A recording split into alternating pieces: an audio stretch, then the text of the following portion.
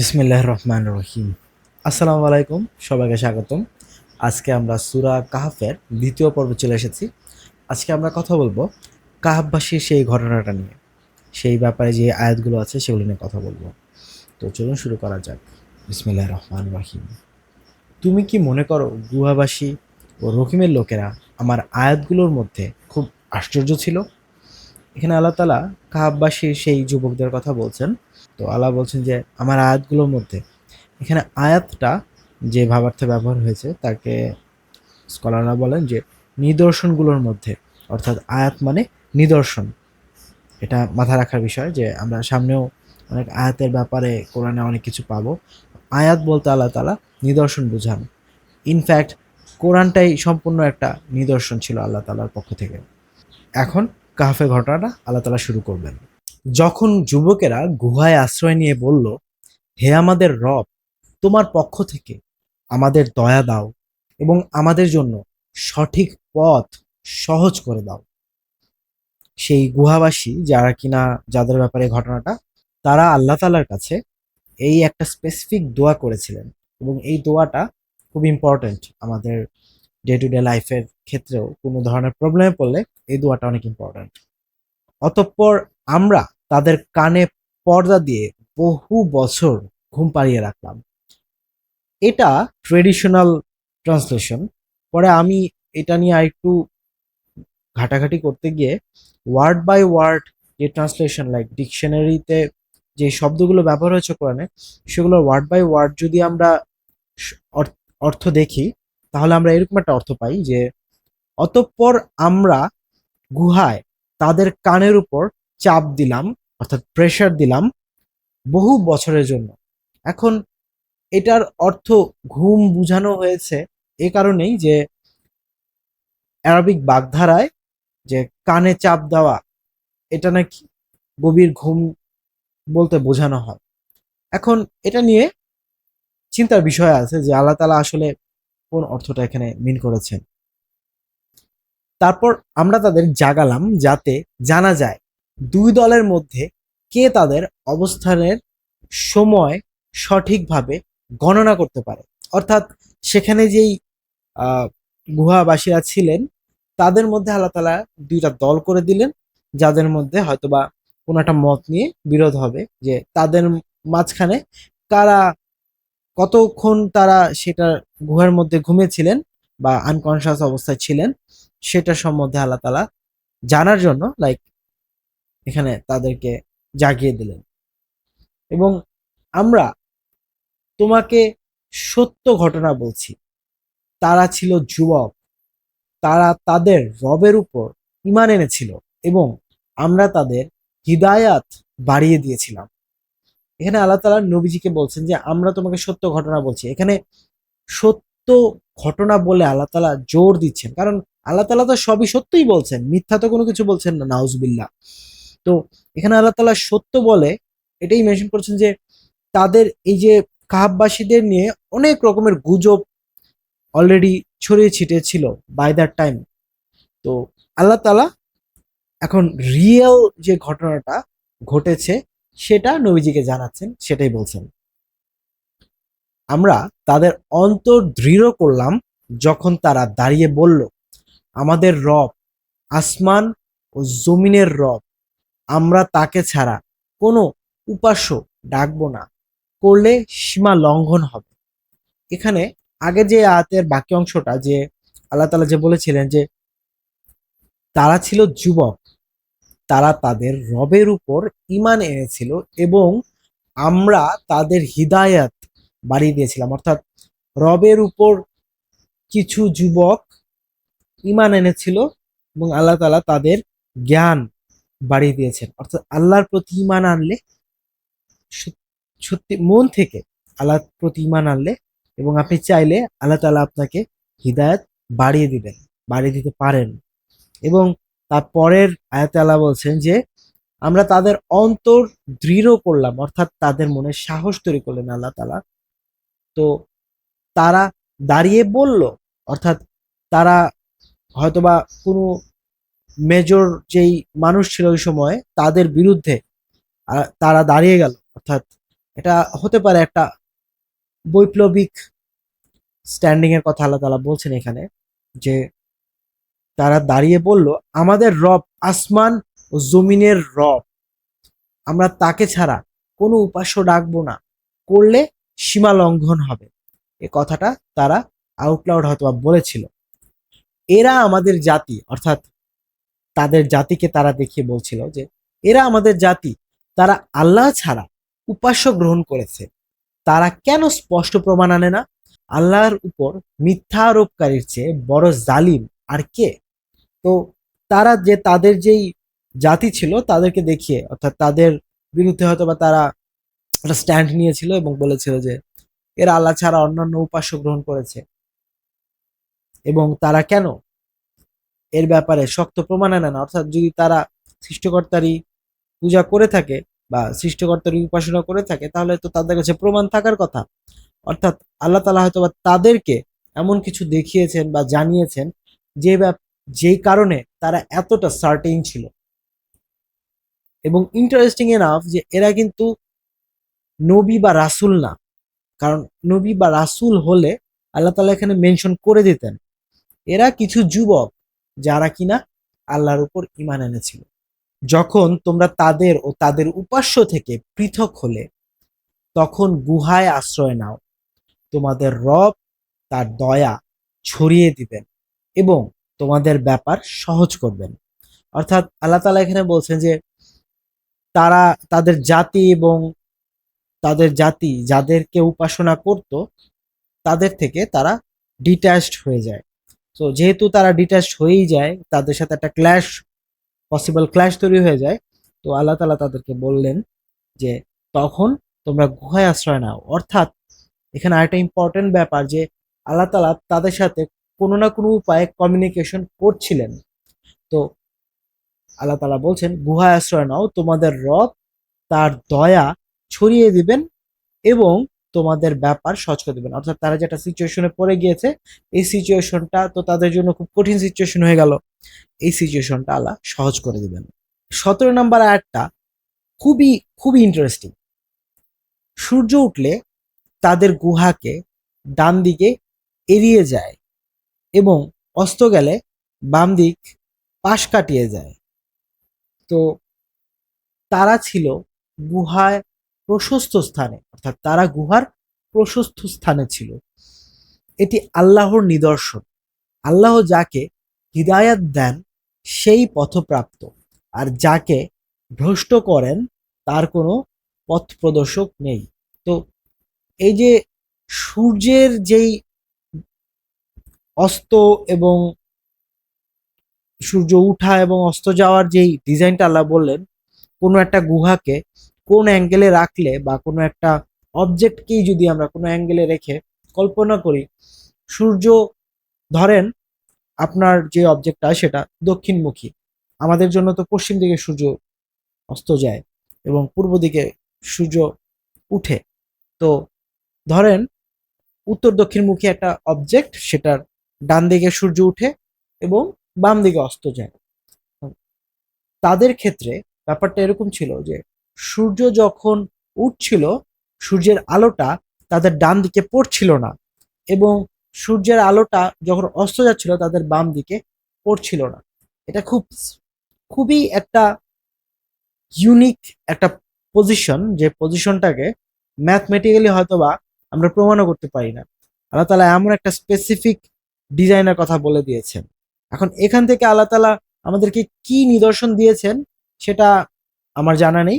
হয়তোবা এখান থেকে কোনো ম্যাথমেটিক্সের ইকুয়েশন ইন ফিউচার বের হয়ে আসবে। আল্লাহ যাকে হিদায়াত দেন সেই পথপ্রাপ্ত, আর যাকে ভ্রষ্ট করেন তার কোনো পথ প্রদর্শক নেই। তো এই জায়গাটা আমার কাছে এটাই মনে হয় যে আল্লাহ তাআলা আমাদেরকে একটা হিন্ট দিলেন, তারপর বললেন যে এটা আল্লাহর নিদর্শন, এবং এখান থেকে আল্লাহ যাকে ইচ্ছা আল্লাহ তাআলা এখান থেকে হিদায়াত দিবেন। অর্থাৎ যদি এখানে কোনো সূত্র থেকেই থাকে, আল্লাহ তাআলার ইচ্ছা অনুযায়ী কেউ হয়তো এটা পেয়ে যাবে ইনশাআল্লাহ। তো তারপর আমরা আগাই। তুমি তাদের জাগ্রত মনে করতে, অথচ তারা ছিল ঘুমন্ত। আমরা তাদের ডানে বামে ঘোরাতাম এবং তাদের কুকুর প্রবেশ মুখে পা প্রসারিত করে ছিল। তুমি দেখলে ভয়ে পালিয়ে যেতে। এখন এই পুরো ব্যাপারটাতে কয়েকটা জিনিস চিন্তা করা আছে। যে প্রথম কথা, আল্লাহ বলছে যে তুমি তাদের দেখলে সজাগ মনে করতে, অর্থাৎ জাগ্রত মনে করতে, অথচ তারা ঘুমেছিল। তো আমরা একটা মানুষকে কখন সজাগ মনে করি? হতে পারে সে দাঁড়িয়ে আছে, হতে পারে সে চোখ খোলা অবস্থায় আছে। আমার কাছে এটাই মনে হয় যে হয় বসে আছে, নয় দাঁড়িয়ে আছে, নয় চোখ খোলা অবস্থায় আছে। এই তিনটার মধ্যে হয়তো বা একটা পজিশনে তাদের একটা অবস্থা তাদের ছিল, অথবা তাদের চোখ খোলা ছিল কিন্তু তারা ঘুমাচ্ছিল। এবং আমরা তাদের ডানে বামে ঘোরাতাম এবং তাদের কুকুর প্রবেশ মুখে পা প্রসারিত করেছিল। অর্থাৎ কুকুরটা পা প্রসারিত করে গুহার যে প্রবেশ মুখ সেখানে বসেছিল। তুমি দেখলে ভয়ে পালিয়ে যেতে। এটা নবীজিকে বলছেন আল্লাহ তাআলা যে তুমি যদি তাদেরকে দেখতে তাহলে ভয়ে পালিয়ে যেতে। এখন এই জায়গাটার একটা specific like word by word meaning যদি বের করি, বিভিন্ন জায়গায় আসে যে তুমি উল্টো পায়ে দৌড় দিতে এবং ভয়ে ভরে যেতে।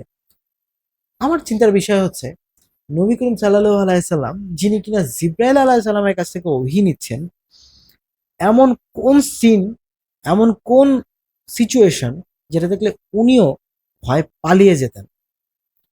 খুবই ইন্টারেস্টিং এবং চিন্তার বিষয়।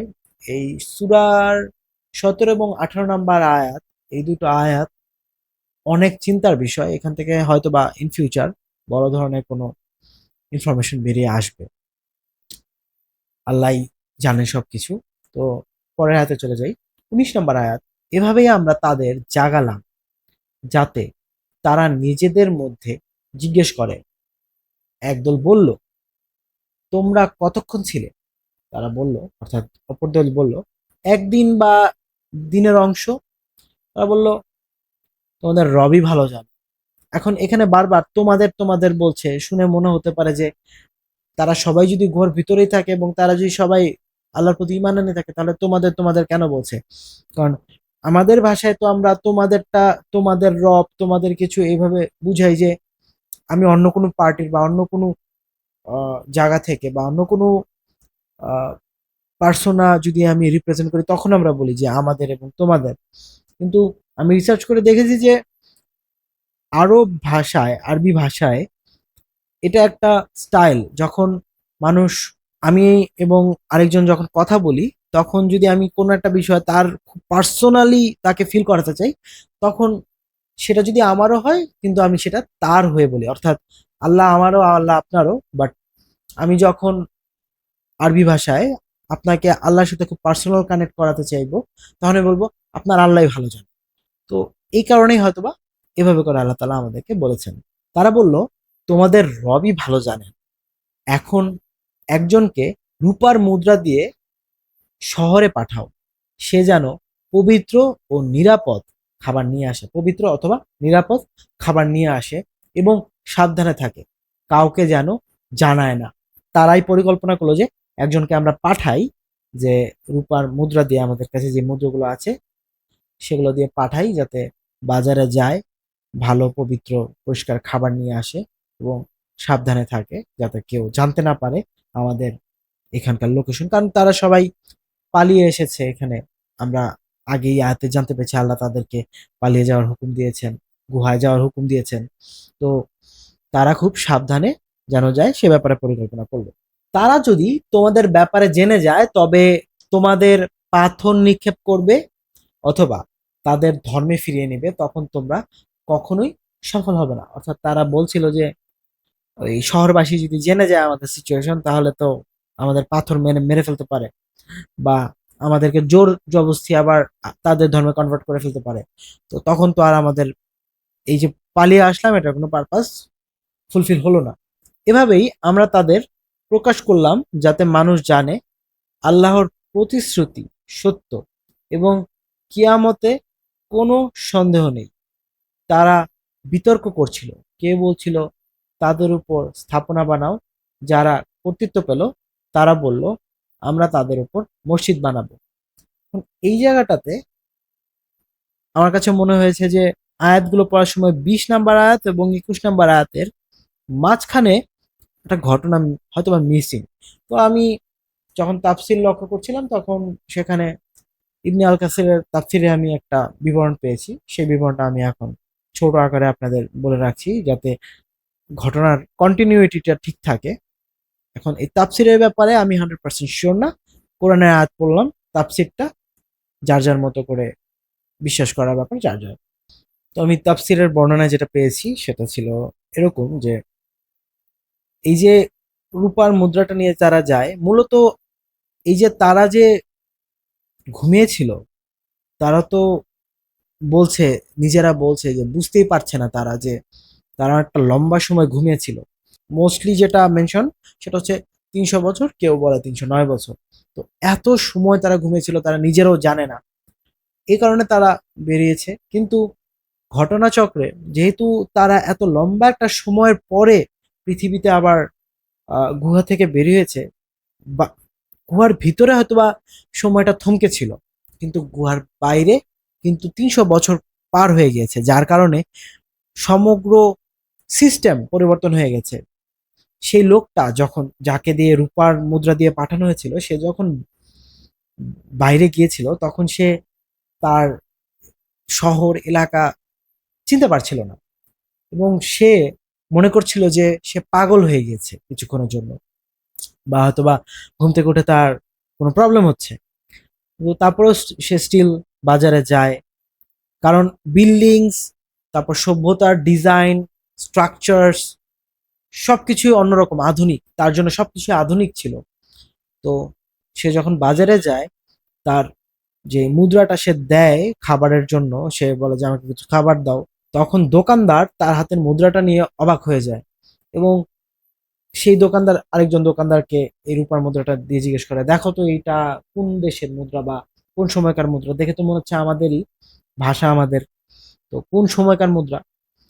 এটা নিয়ে পুরা হট্টগোল লেগে যায়।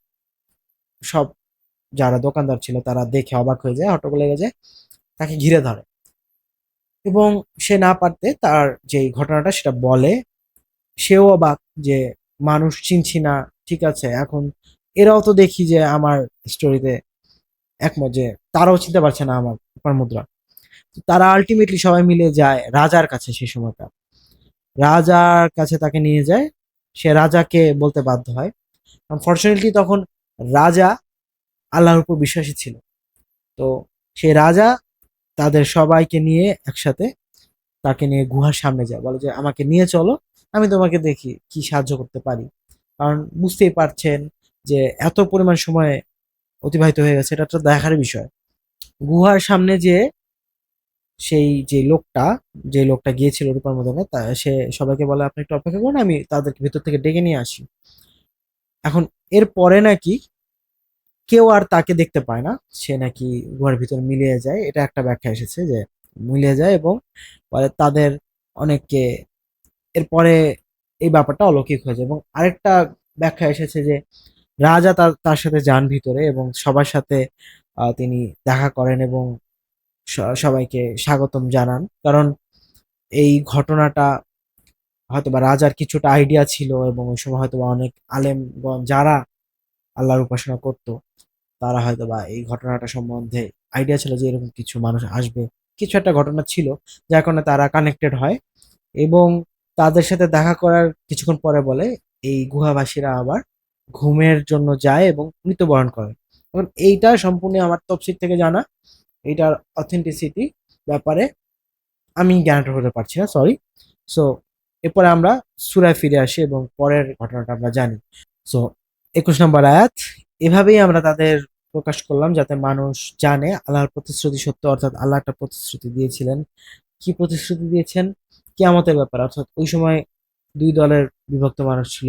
একদল আখিরাতে বিশ্বাস করতো, কিয়ামতে বিশ্বাস করতো, একদল করতো না। তো যারা করতো না তাদের জন্য ব্যাপারটা ক্লিয়ার হয়ে গেল যে যেই সৃষ্টিকর্তা পৃথিবীতে এরকম সম্ভব হয় যে এত পুরনো মানুষ এখনো বেঁচে আছে এবং তাদের মধ্যে কোনো চেঞ্জ আসেনি, তাহলে সেখানে সবকিছু সম্ভব। তারা এই যে তফসিরে জানলাম আমরা যে তারা মৃত্যুবরণ করে তার কিছুক্ষণ পরে।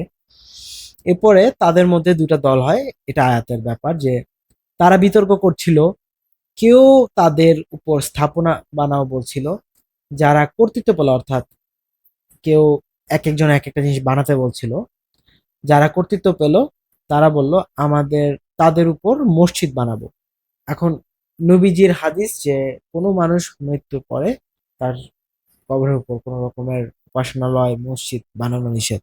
তো এখন এটা আল্লাহ তাআলা হয়তো আমাদেরকে জানাচ্ছেন যে তাদের ভুল ডিসিশনটা ক্লিয়ার করার জন্য বা হিস্ট্রিটা জানানোর জন্য। কেউ বলবে তিনজন চতুর্থ তাদের কুকুর, কেউ বলবে পাঁচজন ষষ্ঠ তাদের কুকুর, অনুমান ভিত্তিক। কেউ বলবে সাতজন অষ্টম তাদের কুকুর।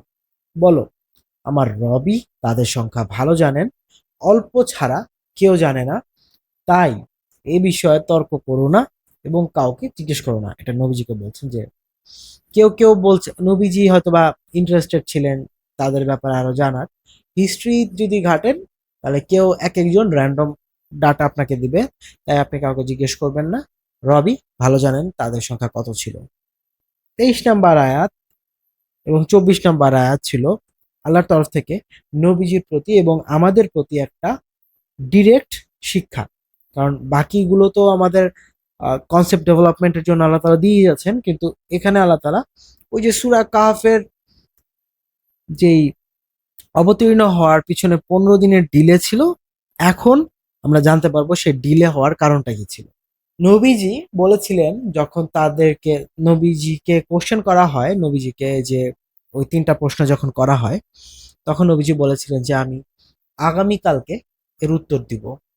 তিনি কিন্তু আল্লাহর কথা মেনশন করেননি। এই ব্যাপারে আল্লাহ তাআলা নবীজিকে ওহী দিয়ে দিচ্ছেন যে কোনো বিষয়ে কখনো বলো না আমি তা আগামীকাল করব। আল্লাহ চাইলে ছাড়া অর্থাৎ ইনশাআল্লাহ ছাড়া আল্লাহ তাআলা কোনো কিছু বলতে না করেছেন। ভুলে গেলে তোমার রবকে স্মরণ করো, অর্থাৎ ধরেন ইনশাআল্লাহ বলতে ভুলে গেছেন এবং ইনশাআল্লাহ যখন বলবো তখন আমাদের মিন করতে হবে যে আল্লাহ চাইলে, আমার যে কোনো ক্ষমতা নেই, আমার এই অ্যারোগেন্সি দেখানো যাবে না। আর আমরা না বলার ক্ষেত্রে বেশিরভাগ ক্ষেত্রে আমাদের ক্ষেত্রে অ্যারোগেন্সি থাকে।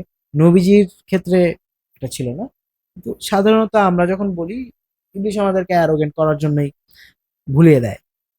তো যদি কেউ ভুলে যায় ইনশাল্লাহ বলতে, তাহলে তার যখন মনে পড়ে যে আমি ভুলে গিয়েছি তখন আমার রবকে আমার স্মরণ করতে হবে। তারপরে বলতে হবে যে নিশ্চয়ই আমার রব আমার জন্য উত্তম পথ দেখাবেন। তো এটা আল্লাহ তাআলার তরফ থেকে আমাদের জন্য একটা গিফট। তারা তাদের গুহায় ছিল 300 বছর এবং আরো 9 বছর বৃদ্ধি করা হলো। এই আয়াতটার এক এক জায়গায় এক এক রকম মিনিং। কোথাও কোথাও আমি অর্থ দেখেছি কেউ বলে তারা ছিল 300 বছর এবং কেউ 300 বছর বৃদ্ধি করে। আবার কোনো কোনো জায়গায় আয়াত ছিল তারা ছিল গুহায় 300 বছর, কেউ 9 বছর বৃদ্ধি করে। এবং আমার আরেকটা আইডিয়া ছিল যে হয়তোবা তারা 300 বছর সেখানে ঘুমন্ত অবস্থায় ছিল এবং 9 বছর হয়তোবা তারা জাগ্রত অবস্থায় সেখানে বাস করছে। But none of this matters. আল্লাহ তাআলা এখানে আমাদেরকে যদি ওয়ার্ড বাই ওয়ার্ড যদি দেখি, এখানে আসে যে তারা গুহায় ছিল 300 বছর এবং আরো বেড়ে গেল 9 বছর। আবার কোনো কোনো জায়গায় অর্থ আসে যে এবং আরো বৃদ্ধি করলো 9 বছর। বলো, আল্লাহই ভালো জানেন তারা কত ছিল তাদের সময়কাল সম্পর্কে। আসমান ও জমিনের গায়েব তারই, তাকে ছাড়া তাদের কোনো অভিভাবক নেই এবং তিনি তার বিধানে কাউকে শরিক করেন না। তো এই দুটো আয়াতের জেনারেল মিনিং বা জেনারেল ট্রান্সলেশনে যেটা তফসির নিয়ে ট্রান্সলেশন করলে আসে যে তাদের এই একটু আগে যেরকম আল্লাহ তাআলা বললেন যে কয়জন ছিল, এক একজন এক একটা বলেন, এখানেও নাকি এরকম একটা হচ্ছে যে কেউ বলে 300, কেউ বলে 309 এবং আল্লাহই ভালো জানেন। বলো আল্লাহই ভালো জানেন যে তারা কতদিন ছিল। কিন্তু ওয়ার্ড বাই ওয়ার্ড অ্যানালাইসিস করতে গিয়ে আমি একটা ইন্টারেস্টিং বিষয় খেয়াল করি এখানে, যে আল্লাহ তাআলা যদি ওইরকমই হতো তাহলে হয়তো আল্লাহ তাআলা ওভাবেই তো বলতে পারতেন। এভাবে করে বললেন কেন? এবং 25 নম্বর আয়াতটা যখন আমি পড়ছিলাম আমার স্পষ্ট মনে হচ্ছিল আল্লাহ তাআলা বলছেন যে তারা গুহায় ছিল 300 বছর। তাহলে আরো 9 বৃদ্ধি করলো বা বেড়ে গেল, এটার মানে কি দাঁড়ায়? আচ্ছা, এভাবে কি ভাবতে পারি না আমরা যে তারা তো ঘুমন্ত অবস্থায় ছিল, তারা তো জানে না তারা কতক্ষণ ঘুমিয়েছে, এবং ঘুম থেকে উঠে তারা ভালো ভালো খাবারের আশা করেছিল, তার মানে তাদের অনেক ক্ষুধাও লেগেছে।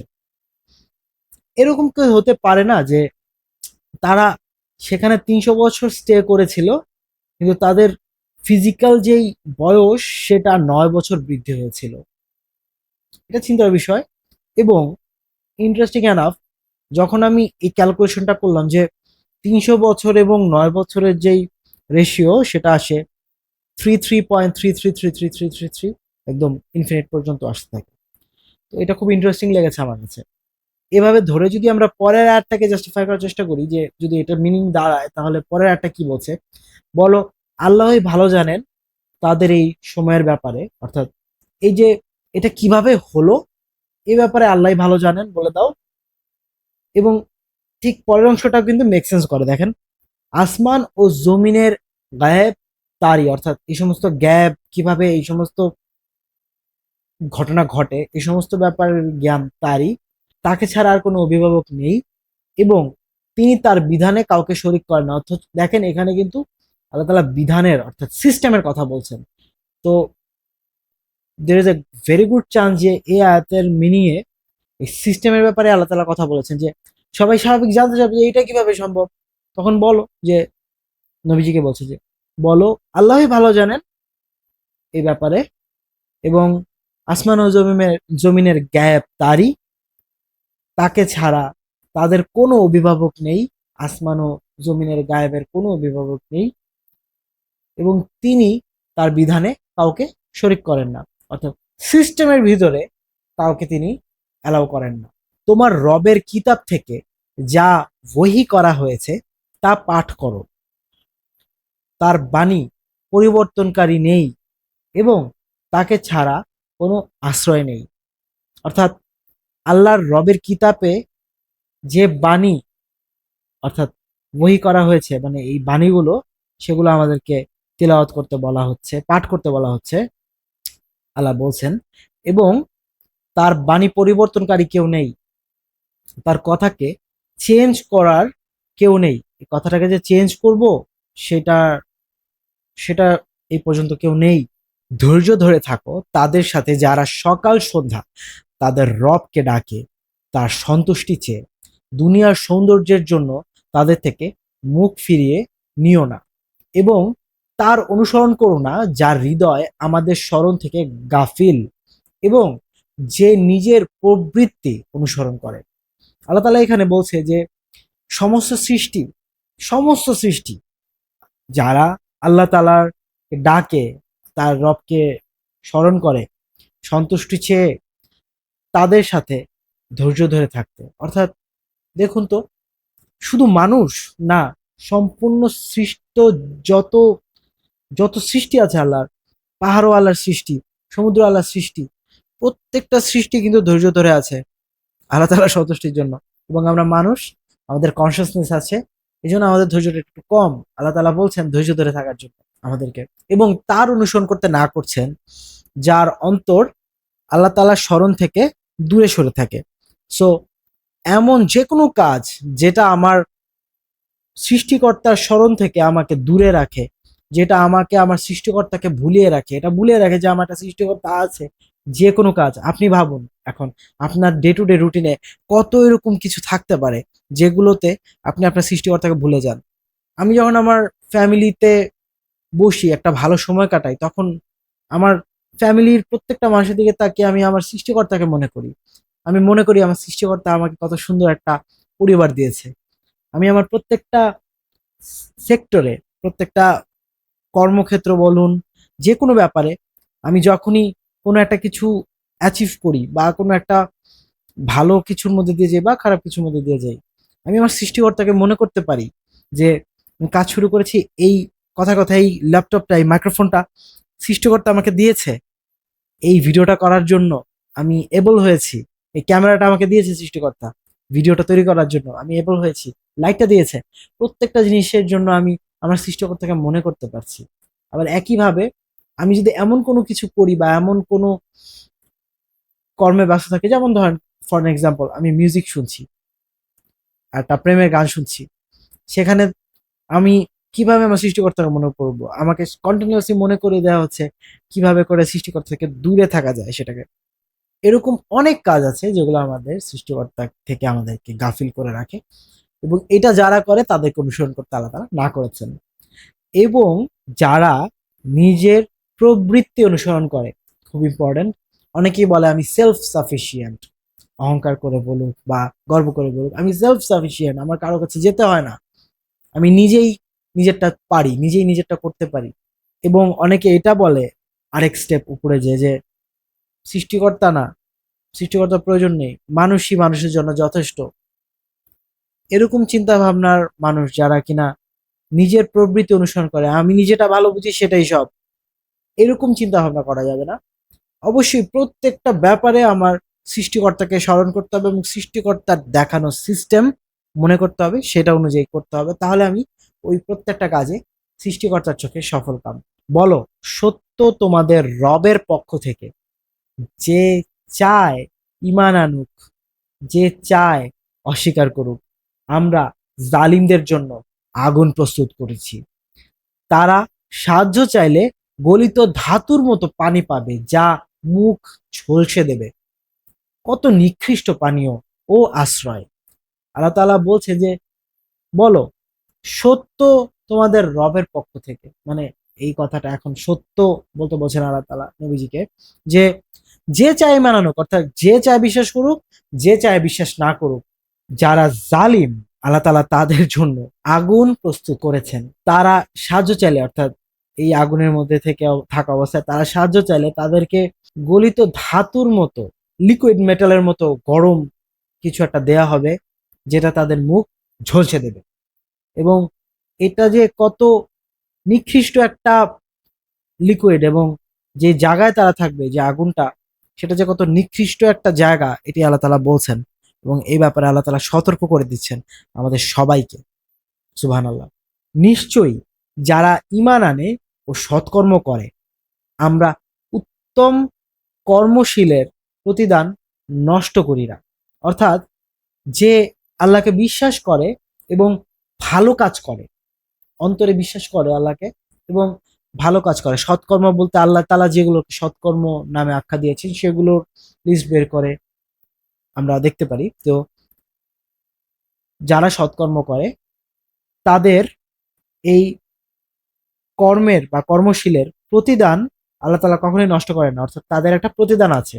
তার জন্য রয়েছে স্থায়ী জান্নাত, যার নিচে নহরসমূহ প্রবাহিত। সেখানে তাদের সোনার কঙ্কন পরানো হবে, তারা সবুজ রেশমি পোশাক পরবে এবং আসনে হেলান দিয়ে থাকবে। কত উত্তম প্রতিদান ও আশ্রয়! অর্থাৎ আল্লাহ তাআলা একটা এক্সাম্পল দিলেন যারা জালিম তাদের জন্য এর আগের আয়াতে, যে তাদেরকে লিকুইড মেটাল দেওয়া হবে একদম গরম, এবং সেটা মুখ ঝলসে দিবে এবং খুব বাজে আগুনের মধ্যে থাকবে। এবং এখানে বলছেন যারা ঈমান আনে এবং সৎকর্ম করে, শুধু ঈমান আনলেই হবে না আমাকে, আবার শুধু সৎকর্ম করলেই হবে না, আমার দুটোই থাকতে হবে ব্যালেন্সে। এবং যারা করবে তাদের প্রতিদান আল্লাহ তাআলা নষ্ট করবে না। তাদের প্রতিদান কি? তাদের প্রতিদান হচ্ছে স্থায়ী জান্নাত, অর্থাৎ একদম ইনফাইনাইট সুখের জায়গা, যার নিচে নহর থাকবে। অর্থাৎ আল্লাহ তাআলা আমাদেরকে সেটা ভিজুয়ালাইজেশন করাচ্ছেন, কত উত্তম প্রতিদান এবং আশ্রয়, এটা আল্লাহ তাআলা নিজেই নিজের সৃষ্টির গুণগান করছেন। সুবহানাল্লাহ! ভেবে দেখেন, যে স্রষ্টা, সে গুণগান করছেন। তো দ্বিতীয় পর্ব আজকে এখানেই শেষ হচ্ছে। ইনশাআল্লাহ আমরা নেক্সট পর্বে আলোচনা করব সেই দুই ব্যক্তির ঘটনা, এবং আলোচনা করব আদম আলাইহিস সালাম এবং ইবলিসের একটা ঘটনা, এই দুটো ঘটনা। তো আমাদের সাথেই থাকবেন। আসসালামু আলাইকুম।